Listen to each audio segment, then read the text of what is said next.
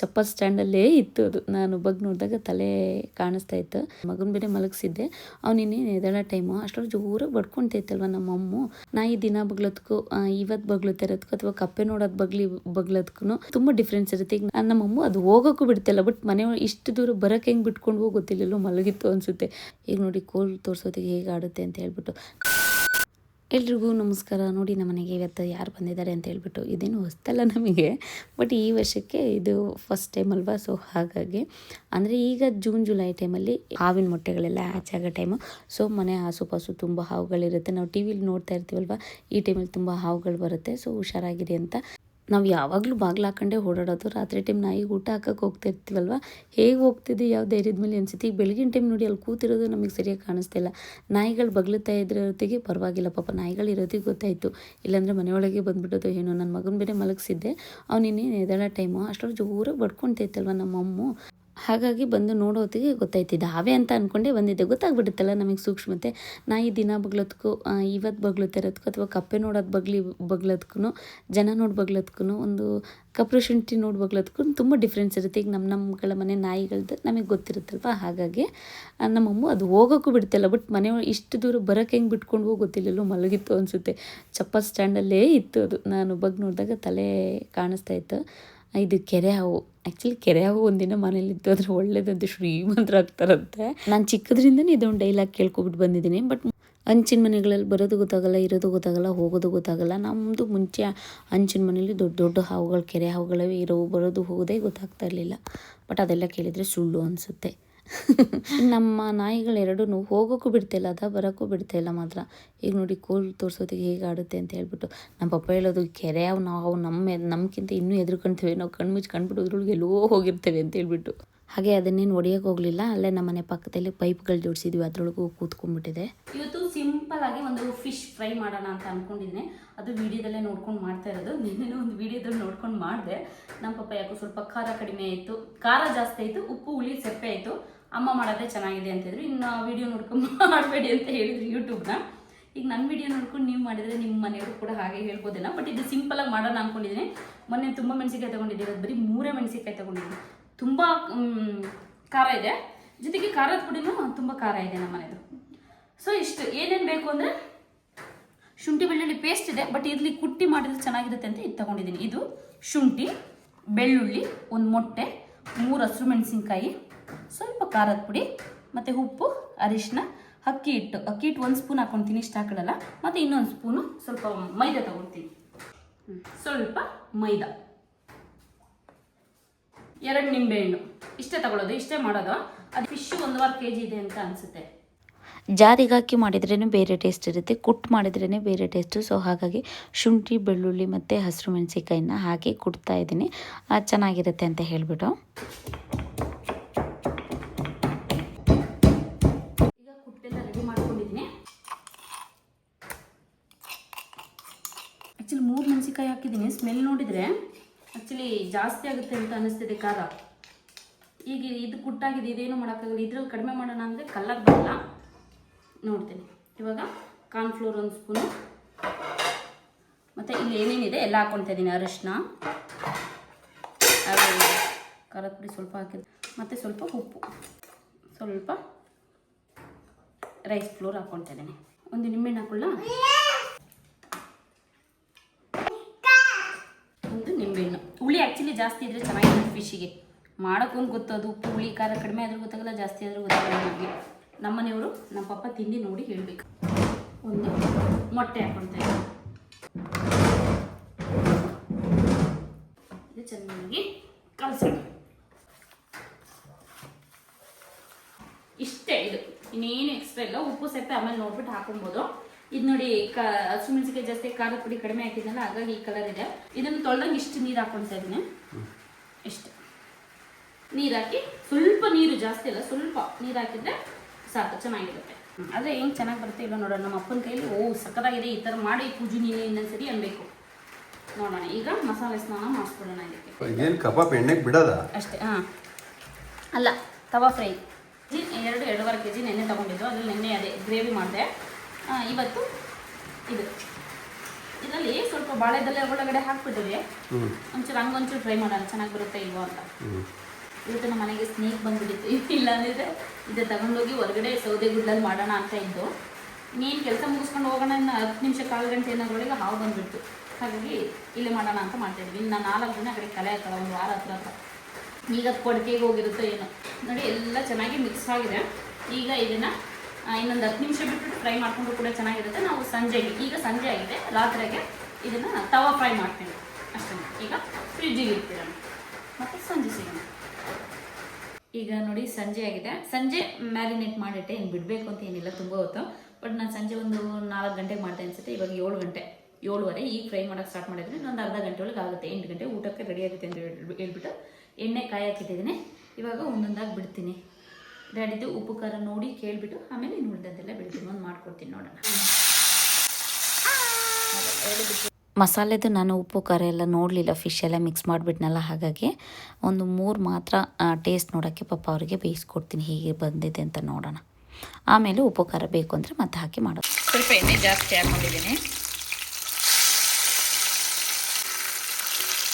ಇವತ್ತು ನನ್ನ daddy super ಉಂಡೆ ಗಮ್ಮ ಅಂತದೆ. ನಮ್ಮ ಪಪ್ಪಂಗೆ ಕೊಟ್ಟು, ಡ್ಯಾಡಿ ಬನ್ನಿ ಟೇಸ್ಟ್ ನೋಡಿ ಬನ್ನಿ. ನನಗೆ ತಿನ್ನಬೇಕು ಅಂತ ಅನಿಸ್ತದೆ.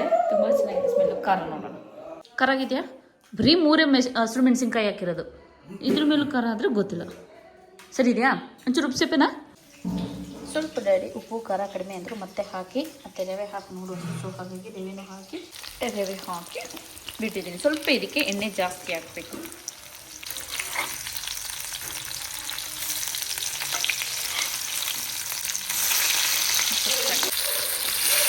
ನಂದು ಕೂಡ ಫಿಶ್ ಫ್ರೈ ಮಾಡಿ ರೆಡಿ ಆಯಿತು. ನಮ್ಮಪ್ಪಂದು ಡ್ರಿಂಕ್ಸ್ ಕೂಡ ರೆಡಿಯಾಗಿದೆ. ಇದೊಂದು ಕೆಳಗೆ ಓಡಾಡ್ಕೊಂಡು ಓಡಾಡ್ತದೆ. ಹಾಂ ತೋರಿಸ್ಬಾರ್ದ. ಘಾಟು ಹೋಗು ಮಗ್ನೆ. ಅದಕ್ಕೆ ಕೆಮ್ಮು ಹೋಗು ಮಗ್ನೆ. ಕೆಮ್ಮು ಅಜ್ಜಿ ಹತ್ರ ಹೋಗು. ಅಜ್ಜಿ ಹತ್ರ ಹೋಗು. ಮತ್ತೆ ಉಪ್ಪು ಖಾರ ಹಾಕಿ ಸ್ವಲ್ಪ ರವೆ ಹಾಕಿ ಮಾಡಿದ್ದೀನಿ. ಚೆನ್ನಾಗಿದೆ ಅಂತ ಹೇಳಿ ಡ್ಯಾಡಿ. ಸ್ವಲ್ಪ ಆಯಿಲ್ ಜಾಸ್ತಿ ಹಾಕೊಂಡ್ರೆ ಚಂದ ಇರುತ್ತೆ. ಎಲ್ಲ ಗರಿಗರಿಯಾಗಿ ಬರ್ತದೆ. ಚೆನ್ನಾಗಿದೆ ಉಪ್ಪು ಖಾರ. ಬೀಳ್ತೀನಿ ಕಣ, ಬೀಳ್ತಿ ಕಣ.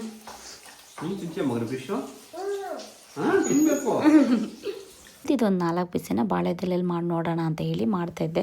ಬಾಳೆದೆಲೆ ದೊಡ್ಡದಾಗಿ ಕಿತ್ಕೊಬಂದಿದ್ದಲ್ಲ ನಿನ್ನೆ. ಹಾಗಾಗಿ ಅದನ್ನು 4 ಕಡೆನೂ ಕವರ್ ಮಾಡಬೇಕು. ಬಟ್ ಒಂದು ಕೈಯಲ್ಲಿ ಆ ಚಿಕ್ಕದು ಬಾಳೆದೆಲೆ ಆಗಿರೋದ್ರಿಂದ ಬರೀ 2 ಸೈಡ್ ಫೋಲ್ಡ್ ಮಾಡಿಬಿಟ್ಟು ಈ ಥರ ಉಲ್ಟಾ ಹಾಕ್ತೀನಿ. ಅವಾಗ ಅದು ಓಪನ್ ಆಗಲ್ಲ.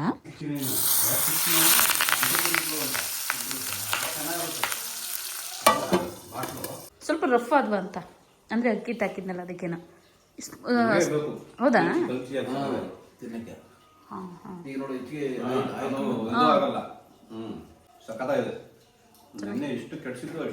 ಅಷ್ಟೇನು ಕೆಡ್ಸಿರ್ಲಿಲ್ಲ. ಖಾರ ಸ್ವಲ್ಪ ಜಾಸ್ತಿ ಆಗಿತ್ತು, ಉಪ್ಪು ಹುಳಿ ಕಡಿಮೆ ಆಗಿತ್ತು.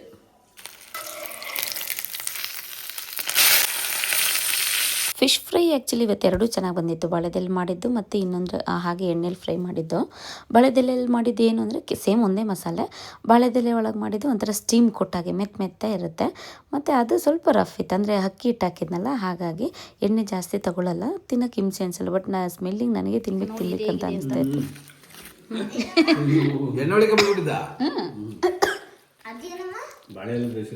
ಬಾಳೆದೆಲೆ ಒಳಗೆ ಬೇಯಿಸಿರೋದು ಕೈ ಸಿಗುತ್ತೆ. ಈಗ ನೋಡೋಕ್ಕೆ ಚೆನ್ನಾಗಿದೆ ಅಲ್ವಾ? ಆ ಸ್ಟೀಮ್ ಬಂದಿರುತ್ತೆ. ಈಗ ಇದೇ ಬೀಳುತ್ತದೆ. ಇದು ಒಬ್ಬರಿಗೆ ಇದು ಫಿಶ್ ಬಾಳೆದೊಳಗೆ ಹಾಕಿದೆ. ಇದ್ರ ತುಂಬ ಬಿಸಿದೆ. ಬೇರೆ ಫಿಶ್ ಡಿಫ್ರೆನ್ಸ್ ಏನು ಬರುತ್ತೆ ನೋಡೋಣ. ಸೇಮ್ ಅದೇ ಇಲ್ಲ, ಇದು ಎಲ್ಲ ಸೇಮೇ ಇದೆ. ಇದ್ರೊಳಗೆ ಹಾಕಿದ್ದೆ ಅಷ್ಟೇ. ಒಂಥರ ಸಾಫ್ಟ್ ಇದೆ. ಇಬ್ಬರು ಚೆನ್ನಾಗಿದೆ ಅಂದರು. ಹಾಗಾಗಿ ಇನ್ನೊಂದು 2 ಬಿಡೋಣ ಅಂತ ಹೇಳಿಬಿಟ್ಟು ಬಿಡ್ತಾ ಇದ್ದೀನಿ. ನನ್ನ ಮಗಳಿಗೂ ಕೂಡ ಆ್ಯಕ್ಚುಲಿ ಅವಳು ಫಿಶ್ ತಿನ್ನಲ್ಲ, ನಾನು ತಿನ್ನಲ್ಲ. ಬಟ್ 1 ಪೀಸಿಗೆ 1 ಪೀಸ್ ತಿಂದರೆ 25 ರೂಪಾಯಿ ಕೊಡ್ತೀನಿ ಅಂತ ಹೇಳಿ ಹೆಂಗೋ ಒಪ್ಸಿದ್ದೀನಿ. ಪಾಪ 2 ಫಿಶ್ ತಿಂತ, ಅಂದರೆ ಸ್ಮೆಲ್ಲು ಕೂಡ ಇರಲಿಲ್ಲ, ತುಂಬ ಚೆನ್ನಾಗಿ ಬಂದಿತ್ತು. ಹಾಗಾಗಿ ಇದು ನನ್ನ ಮಗನಿಗೆ ಕೊಡ್ತಾಯಿದ್ದೀನಿ. ನೋಡಿ, ನನ್ನ ಮಗನಿಗೆ 20 ಸರಿ ಹಿಂಗೆ ಇಸ್ಕಿ ನೋಡಿ ಕೊಡ್ತಾಯಿದ್ದೀನಿ. ಅಂತೂ ಚಿಕ್ಕ ಮುಳ್ಳು ಸಿಗ್ತಾಯಿದೆ. ಅವನು ಇಷ್ಟಪಡ್ತೀನಿ, ಏನು ಹಿಂಸೆ ಮಾಡ್ಕೊಳ್ಳಿಲ್ಲ. ಬೇಕಾ ಫಿಶ್ ಬೇಕವ? ಚೆನ್ನಾಗಿದೆಯವ? ನನ್ನ ಮಗಳು ನಮಸ್ತೆ ಮಾಡ್ತಾ ಇದ್ದಾಳೆ ಇದೆ ಬಿಡ್ಸಕ್ಕೆ. ಹಾಂ ಬಿಸಿ ಇದೆ ಬೇಕಾದ್ರೆ ಇದ್ರ ಬಿಡಿಸು ಮಗಳು. ಏನು ಬಿಸಿ ಇಲ್ಲ. ಬಿಸಿ ಇಲ್ವ ಮಗಳು?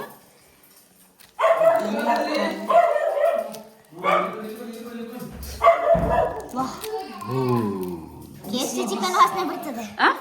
ಚಿಕನ್ ವಾಸನೆ ಬಾಯಲ್ಲಿ ನೀರು ಬಿತ್ತಲ್ಲ.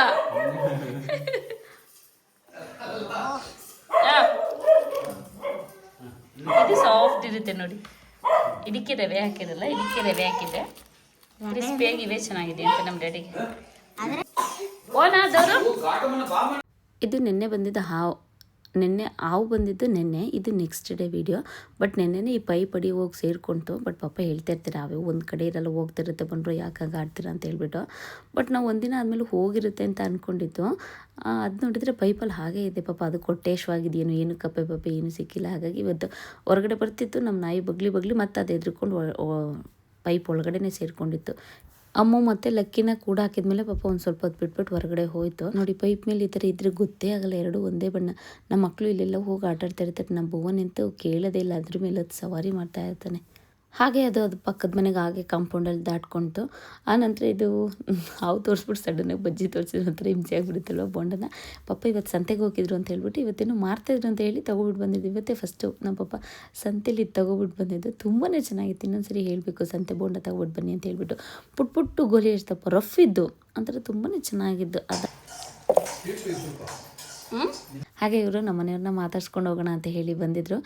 ಪಾಪ ಅಂದರೆ ಇದು ನಮ್ಮೂರು ಅಂತ ಗೊತ್ತಿಲ್ಲ, ನಮ್ಮ ವೀಡಿಯೋಸ್ ಎಲ್ಲ ನೋಡ್ತಾ ಇರ್ತಾರಂತೆ. ಬಟ್ ಇಲ್ಲೇ ಎಲ್ಲ ಪಾಸ್ ಆಗುವಾಗ ಪೂಜಾಕ್ಕೆ ರಾಜ ಅವ್ರ ಮನೆ ಇಲ್ಲೇ ಅಲ್ವಾ ಗೌಡ್ರು ಇರ್ತಾರೇನೋ, ಮಾತಾಡ್ಸ್ಕೊಂಡು ಹೋಗೋಣ ಅಂತ ಎಲ್ಲ ಬಂದಿದ್ದರು. ತುಂಬಾ ಖುಷಿ ಆಯಿತು. ಒಳಗೆ ಬನ್ನಿ ಅಂದರೆ ಪಾಪ ಬರಲಿಲ್ಲ, ಯಾಕೆ ಅಂತ ಗೊತ್ತಿಲ್ಲ. ಇಲ್ಲೆಲ್ಲ ಹೋಗಿದ್ದು ಬೇಡ ಅಂದ್ಕೊಂಡು ಬರಲಿಲ್ಲ. ಬಂದು ಎಷ್ಟೋ ದೂರದಿಂದ ತುಂಬ ಜನ ಈ ಥರ ಬಂದು ಮಾತಾಡ್ಸ್ಕೊಂಡು ಹೋಗಿದ್ದೀರಾ. Thank you so much. ಹಾಗೆ ಅವರ ವೈಫಿಗೂ ಕೂಡ ವಿಡಿಯೋ ಕಾಲ್ ಮಾಡಿಕೊಟ್ರು. ಅವ್ರ ಜೊತೆನೂ ಕೂಡ ಮಾತಾಡ್ದು ಒಂಥರ ಖುಷಿ ಆಯಿತು. ನಾನು ವಿಡಿಯೋದಲ್ಲಿ ನಮ್ಮೂರನ್ನ ನೋಡಿ ನಾನು ಆಸುಪಾಸು ಜಾಗ ಎಲ್ಲ ತೋರಿಸಿರ್ತೀನಲ್ಲ, ಇದು ಇವ್ರ ಚಾನಲಲ್ಲಿ ನೋಡಿರ್ತೀನಲ್ವ, ಇದು ಇವ್ರ ಊರೇ ಇಲ್ಲೇ ಇರ್ಬೋದೇನೋ ಅಂತ ಎಷ್ಟೋ ಜನ ಬಂದು ಮಾತಾಡ್ಸ್ಕೊಂಡು ಹೋಗಿದ್ರೆ. ಕೆಲವ್ರು ಸಿಕ್ಕಿಲ್ಲ, ಕೆಲವ್ರು ಗೇಟ್ ಬಾಗಿಲಿಗೆ ಬಂದು ಹಾಗೆ ಹೋಗಿದ್ದೀರಾ. ಅಲ್ಲ ಅದೇ ಖುಷಿ ನಮಗೆ. ಮತ್ತೆ ಈಗ ಹಂಗೆ ಹೋಗಿದ್ರೆ ಬೇಜಾರಾಗುತ್ತೆ. ನೀವು ಅಷ್ಟು ದೂರದಿಂದ ಬಂದು ಅದೇ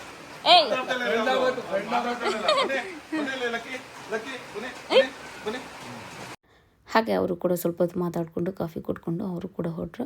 ಓಕೆ, ಸದ್ಯಕ್ಕೆ ಇವತ್ತಿಗೆ ವಿಡಿಯೋನ ಇಲ್ಲಿ ಮುಗಿಸ್ತಿದ್ದೀನಿ. ನಾಳೆ ಮತ್ತೆ ಇನ್ನೊಂದು ವಿಡಿಯೋದಲ್ಲಿ ಸಿಗ್ತೀನಿ. ಅಲ್ಲಿವರೆಗೂ ಎಲ್ರಿಗೂ ಧನ್ಯವಾದಗಳು.